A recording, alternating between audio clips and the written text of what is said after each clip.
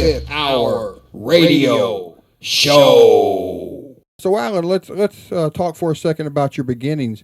I know right now you're doing a little bit of everything, but what was it that first got you noticed in the entertainment world? What was it that got your foot in the door, so to speak? I really started in fraternities in rock and roll bands and playing guitar and singing, and I was decidedly mediocre. So after college, when I went to the CBC in Canada, our national network, I concentrated on the writing. I knew I was doing better writing for other people than I could myself, especially musically. You know, as far as writing, I know you've written some of the catchiest sitcom theme songs in television history. What was it about writing that really turned you on? I like the fact that at the very beginning of an idea, I'm sure everybody can relate to this. When you first have an idea, there's nothing compromised about it.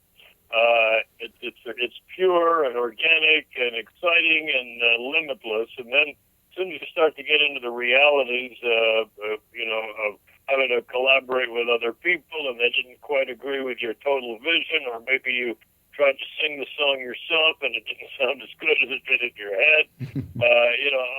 Everything about production, well, no, I should say it.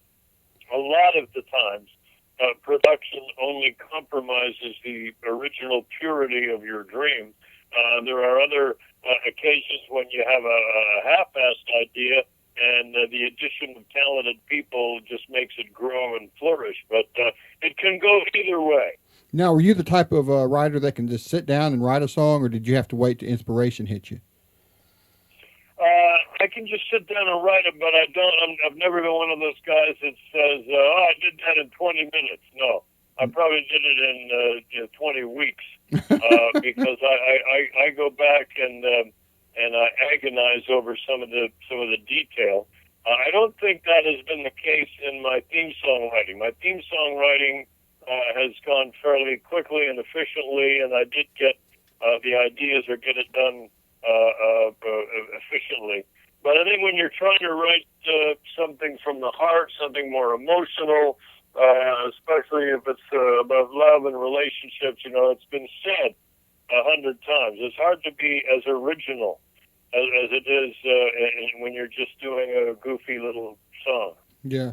As far as composing, acting, hosting, is there one you enjoy more than the other, or is it, hey, whatever's paying the bills right now is what I'm enjoying the most? Yeah, I think that there are advantages or pleasures in all of the different pursuits. For me, the fun of my career has been the variety of it. Mm-hmm. If I ever could have been fabulous at one thing, I would have. If I could have grown up to be Chris Rock or what Jimmy Fallon is doing now, or Robert De Niro or Robin Thicke, then I would have. If I had one skill that could have been really exploited that way. But instead, I had a bunch of things that I could do kind of okay, and I got a little better at those things as it went along. But as I said, the variety of my career has been the feature. So at the moment, you're working on season 2 of Unusually Thicke. That's broadcast on the TV Guide Network. At least that's what your Twitter says. In your words, what makes Unusually Thicke different from the other reality shows? Because it is a reality show, but with a twist, right? Well, it is, and it's different enough that the network doesn't even call it a reality show. It's really a sitcom reality, meaning that I never would have had the kind of arrogance to think that a bunch of cameras could follow me around in my underwear all day and exciting things would happen.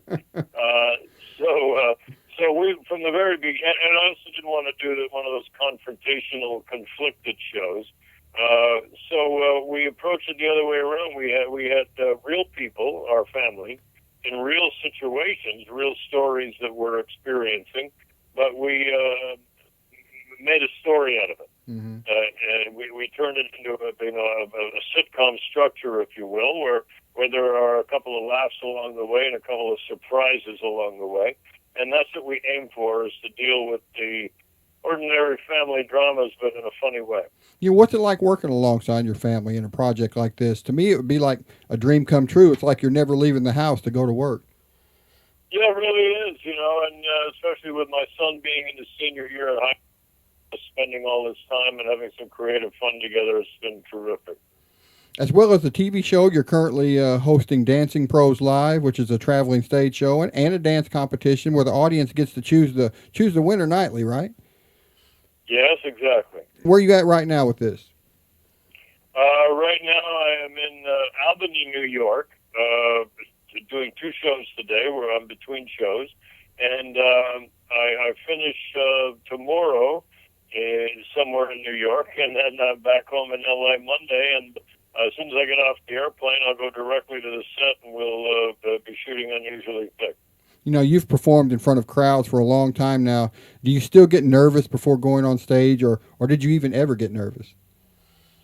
I used to get nervous. I think, I'm back in my early 20s when I was first doing it.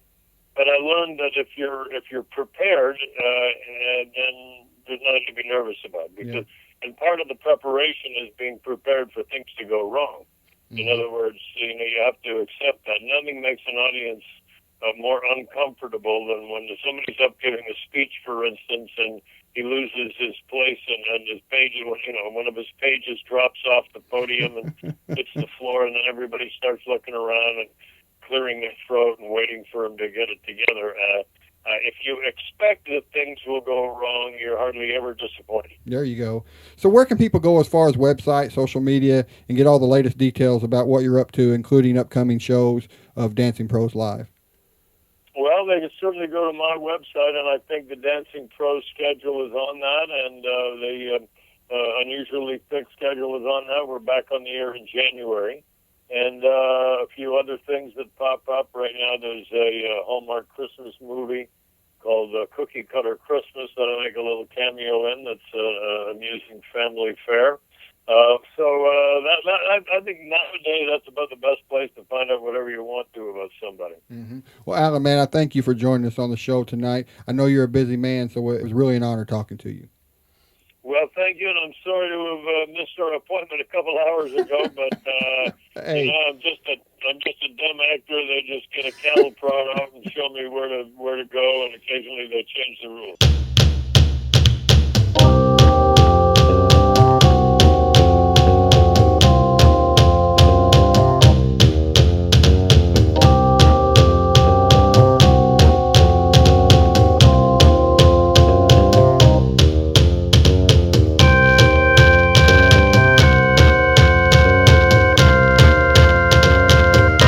The 25th Hour Radio Show.